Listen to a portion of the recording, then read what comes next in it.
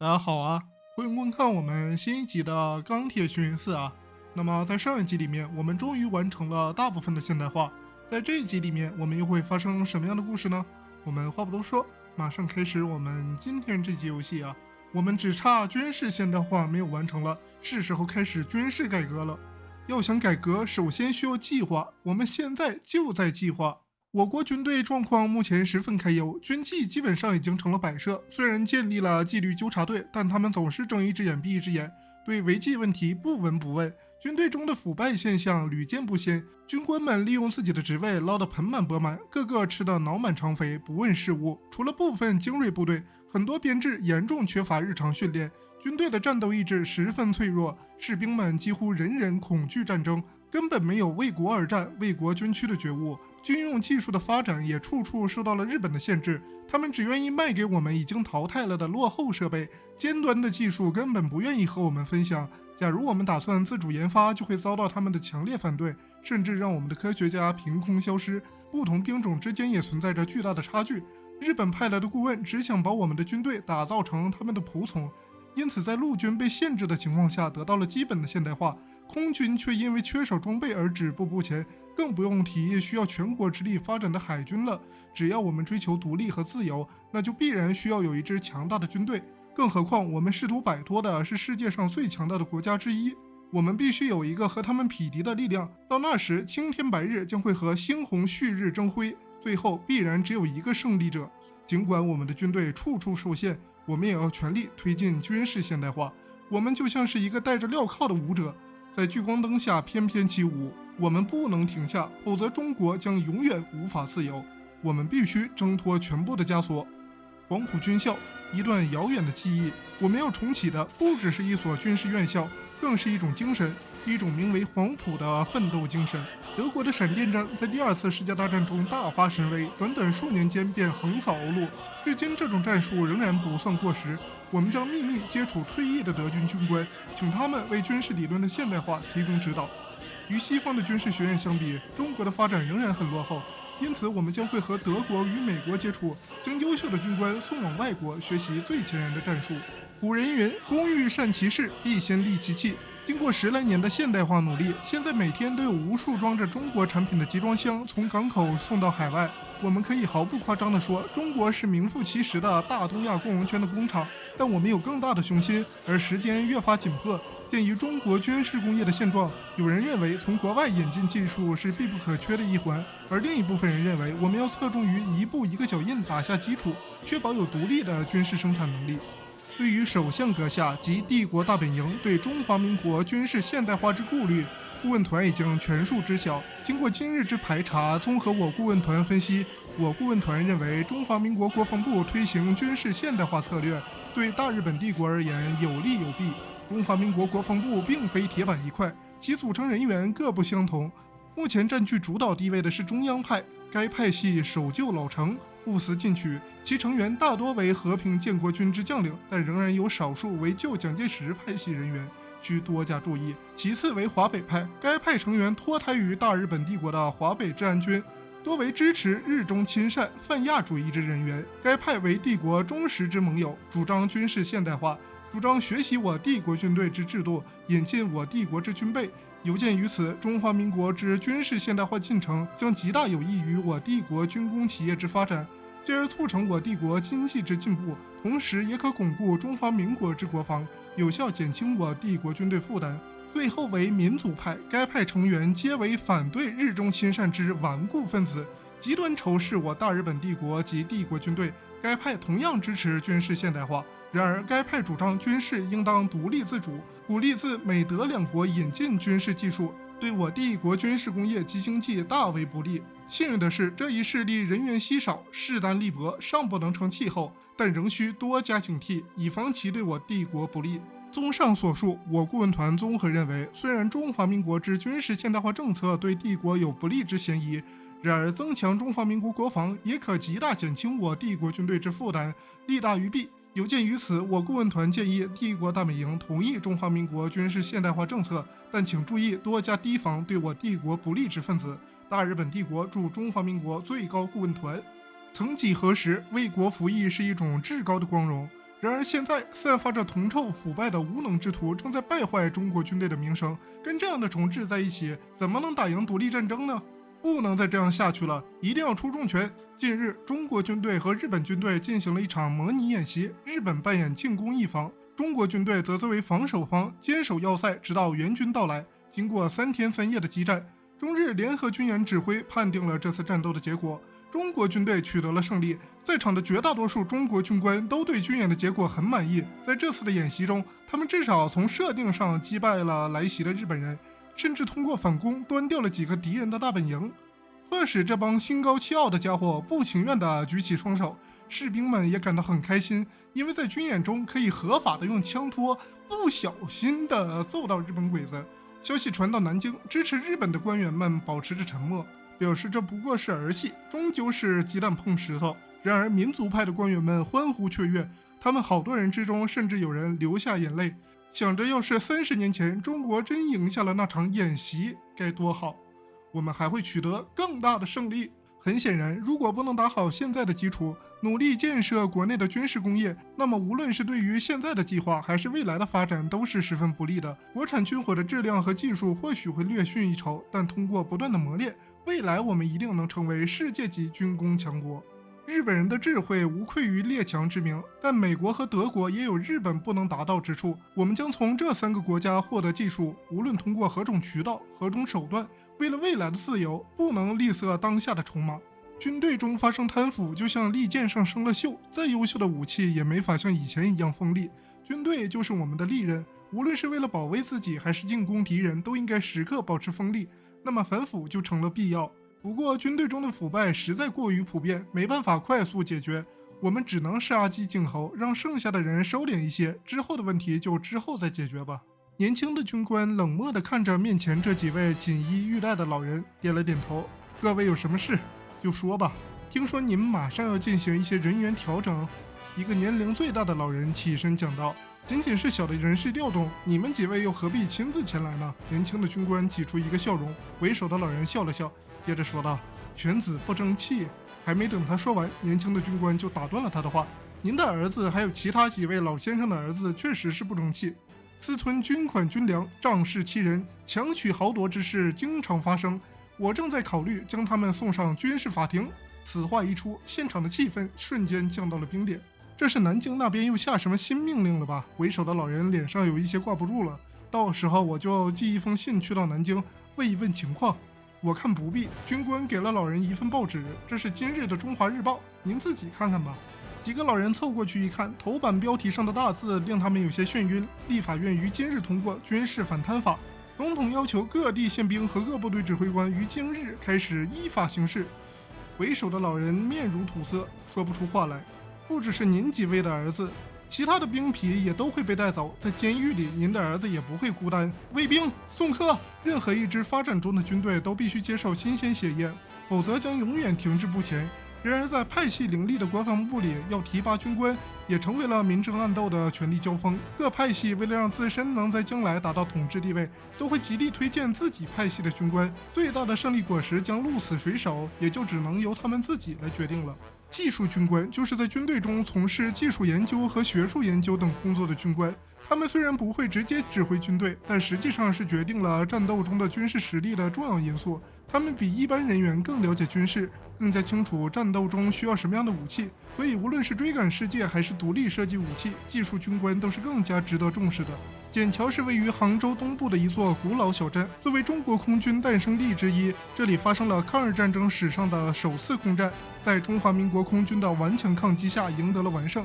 但可惜的是，蒋介石政府贪污无能，中国空军没有足够的飞机，只能开着老旧的飞机迎战，最后还是战败了。虽然日本人不会支持我们建设空军，但我们已下定决心要再次凭自己的力量发展空中力量，而这将再次从此处开始。海军是最能反映国家综合实力的晴雨表，往往需要倾尽一个国家所有的工业实力，花费几十年的时间才能建设出一支强大的海军军队。考虑到我们还没有足够的工业建设海军，当前海军的建设方针也就只是打造防御性舰队而已。时至今日，我们的战争理论早已漏洞百出，不再适用当前情况。我们必须做出改变。更复杂的是，不同派系对战争都有着自己的理解。选择相应的派系必定会对国防部的派系格局产生重大影响。军队的思想教育近年来一直被我们忽视，这导致我们军队军心涣散，毫无战斗力。社会上又充斥着对政府的猜疑和反对，让我们像步入泥潭一样举步维艰。发现这些问题之后，国防部将下设总政治作战部，以三民主义为中心进行政治教育。此外，还将负责文化宣传和舆论管控，同时还将负责检查、管理和官兵福利等事务。尽管我国的海军和空军与日本相比有很大差距，但我们不能忽视海军和空军在战争中的重要地位。现在有了多年现代化打下的工业和科技基础，我们已经具备缩小这一差距的必要条件。为了适应现代战争的变化，更是为了赢得眼前的战争，海陆空三军应当共同发展。曾经带给我们失败的理论，只会带来再一次的失败。若想获得胜利，就必须放弃那些古老的理论，发展出面向未来的全新作战理论。我们的士兵必须明白，他们是中华民国的利剑。作为中国军队，无论何时都要为中国的利益而战。尽管我们可能会站在世界上最强大国家的对立面，即使曾经的亲朋好友成了我们的敌人，将士们也能为了祖国迎难而上。一支没有好兵的军队是不可能背负起中国的命运走向远方的，而想要训练好兵，就得从入伍抓起。虽然我们欢迎每一个为中华而战的男女，但兵家之事不容儿戏。征召官理应优先考虑身强力壮、精神饱满、斗志昂扬的应征者，而其他人可以在别的地方为祖国发光发热。当时接到面试通知的他，脑袋中有几百个问号，种类繁多的体检和政治审查他都完美通过，训练中的考核也以第1名的身份通过。半年下来，2轮的筛选让原本80多人的新兵，最后就剩下了18个人。而这一切居然还没有结束，他居然还要进行面试。这又不是应聘公务员，怎么当兵都要面试了？为国军区还要分有没有资格吗？他来当兵才不是为了海报上写的什么管吃管住、顿顿有肉、工资高昂、按时发放，而是为了那个最纯粹的念头，纯粹到身边人都嘲笑他是傻子的念头。上一个人从房间里走了出来，那个人神情低落，看来是没有通过面试，这让他内心中的疑虑更深了，以至于当他听到里面传出下一位，他的腿比大脑先做出了决定。面试官是3位军官，看年龄老大不小。中间那个人问道：“你为什么要加入中华民国国军？”这个问题让他感到莫名其妙。他试探性地说道：“为了拯救中国，你对未来可能面临的一切是否有所觉悟？”以此时此刻来说，是的，我会尽量让未来也一样。他们问的问题都和素质无关，只不过是一些类似哲学的问题。他不懂这些东西，只能全部如实回答。而随着一个又一个问题被回答，3名面试官的表情都变得和善和欣慰起来。最后一个问题：如果命令你去死，你会去吗？我个人不想死，但如果是为了中国光明的明天，我会尽我一切所能。3名面试官都露出微笑，欢迎你加入国军。优良的纪律是军队战斗力的重要保障。然而，我军军纪之差早已臭名远扬，军队内外欺男霸女、鱼肉百姓，兵匪是对我军的最好形容。要想打造一支现代化军队，就必须让每一个士兵明白，遵守军纪是军人的义务，保家卫国是为国效忠，而不是为了追求高高在上的权利。很明显，这些道理不可能轻易让每一个士兵都能理解，但宪兵队会帮他们理解的。战争吞没了许多产油国，现在石油危机冲击了中国。由于缺乏石油，我们没办法给我国的现代化进程提供必要的动力了。在进行了一些改革之后，农业危机和工业危机都得到了一定的缓解，但只要石油危机不解决，农业和工业危机就没办法结束。所以我们现在必须开始应对石油危机。我们经历了众多的改革，现在石油危机终于结束了。我们会利用好宝贵经验，帮助我们实现其他的目标。不过，除非国家实现了完全的自给自足和独立，类似的危机会不会再次出现，仍然是一个未知数。随着国内的危机被解决，终于可以继续我们的改革了。大幅改变理论的思想正中了民族派的下怀，他们终于能够抓住机会实现那冒进的计划。不过他们依然不能为所欲为，日本人将打起12分的精神，盯紧他们的一切动向，防止中国的军队走上错误的道路。老旧的指挥体系已经不能适应新时代军事发展的需要，现在必须做出改变。中国应该根据实际的国防需求改革，而不是单纯的生搬硬套他国的指挥体系，这样才能保障指挥和作战更加顺利，行动更加高效。机械化部队是以坦克、装甲运兵车实现运动战斗的部队，而相比于已经完成了机械化的日本军队，我军只有精锐部队才完成了模特化。为了改变这一现状，我们应该通过加大研究投入和扩大生产等方法，开始我军的现代化建设。通过多年的现代化努力，我们已经在军工领域取得了长足的进步，但这还不够。我们必须在以导弹、新一代主战坦克的高级武器上走出我们自己的道路，以期让我们在不远的将来拥有属于自己的强大的武器。懒散的部队需要更多时间才能适应战场，只有在今天做好充足的准备和训练，才能让士兵们在明天勇敢地踏上战场。要注意的是，过高强度的训练不仅会引起士兵们的不满，也会引起日本人的警惕，怀疑我们的训练动机。只有适当的训练强度，才能维持军队战斗力和日本人对我们的安心。日本强加给我们的军队限制，让我们没有足够的现役士兵。有趣的是，这并没有限制预备役的数量，虽然不如职业军队，但至少需要的时候，他们也会派上用场。除此之外，在民间，大量的成年男子也会被登记作为预备役，不过他们不一定会上战场，而是作为后勤部队或技术人员参与军事行动。尽管我国的军火产能和质量每周都在不断提升，然而我军在坦克、装甲车等方面仍然远远落后于日军。面对即将到来的战争，我们很难在开战前大幅缩小这一差距，但我们可以通过大规模装备反坦克火箭筒等方法提高我军的反制能力。